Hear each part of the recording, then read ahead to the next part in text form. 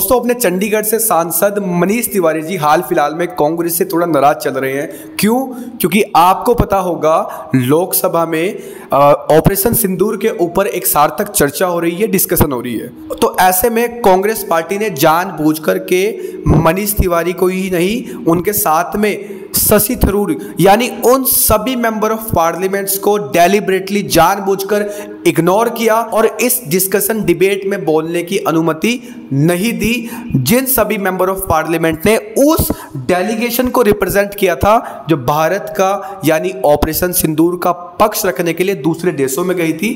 साथ ही में पाकिस्तान को एक्सपोज करने का काम जिन लोगों ने किया। आतंकवाद का एक पूरा ताना बाना अपने मुल्क में बुना है, वो हथियार देते हैं और उनको सरहद पार भेजते हैं भारत में आतंकवाद फैलाने के लिए।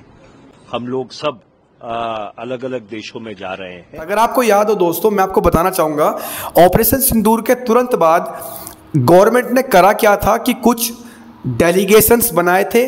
उन डेलीगेशंस के अंदर ओपोजिशन के भी लीडर्स को रखा गया था और बीजेपी पार्टी के भी कुछ मेंबर ऑफ पार्लियामेंट्स को एक एज अ कलेक्टिव, एक कंबाइन, एक पूरी यूनिट बना करके डिफरेंट जगहों पर भेजा गया था, जिससे दिखाया यह गया कि भारत पॉलिटिकल डिफरेंसेस को साइड करते हुए, आइडियोलॉजिकल डिफरेंसेस को साइड करते हुए पाकिस्तान की इस नापाक हरकत के सामने खड़ा है और हम सभी एक साथ पाकिस्तान की इन भारत विरोधी गतिविधियों का खंडन करते हैं और ऐसे में जब जरूरत पड़ेगी तो ऑपरेशन सिंदूर को दोबारा भी कंटिन्यू करेंगे।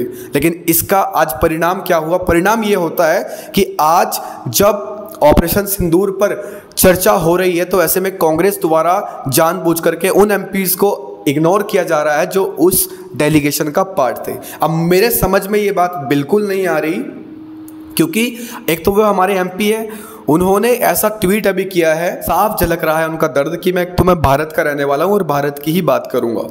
कुछ ऐसी पंक्तियाँ उन्होंने लिख करके डाली है, मैं डाल दूंगा, आप देख सकते हैं, जिसमें साफ वो कह रहे हैं कि क्या भारत के प्रति लॉयल रहना, क्या अपने देश के प्रति लॉयल रहना मेरी किसी भी तरीके से पार्टी के प्रति लॉयल्टी को सवाल उठाती है क्या? या अगर पार्टी से लॉयल रहना है तो क्या देश के प्रति? मुझे ये बात थोड़ी क्लियर नहीं आ रही। अगर आपको समझ आ रही है तो कमेंट में ज़रूर बताना please. Thank you so much.